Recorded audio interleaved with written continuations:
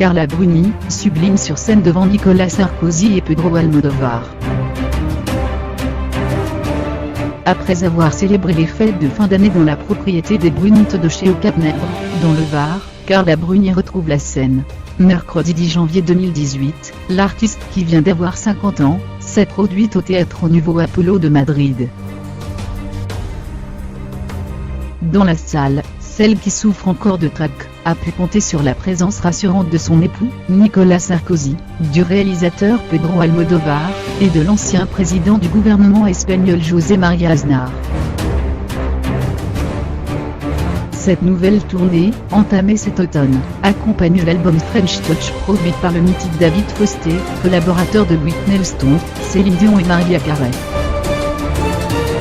Hier soir à Madrid, entourée de ses musiciens, Carla Bruni a interprété ses nouvelles chansons, des reprises de standards anglo-saxons, qui la bercent depuis des années, comme The Winner Take It All d'ABBA, la préférée de Nicolas Sarkozy.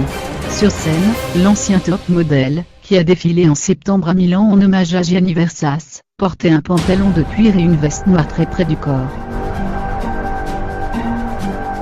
Quelle silhouette! Carla afficha également un large sourire pour ses retrouvailles avec son public espagnol, qu'elle n'avait plus vu depuis sa précédente tournée, qui s'était terminée dans un festival de Barcelone, en 2014.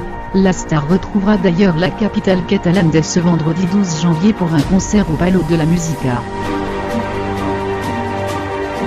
La tournée de Carla Bruni se poursuivra ensuite partout en Europe.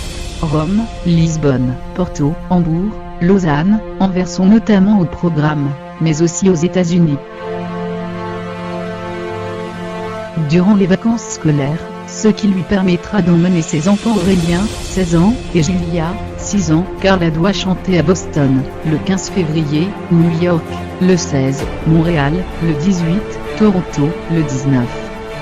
Los Angeles, le 21, San Francisco, le 23, et enfin Seattle, le 25.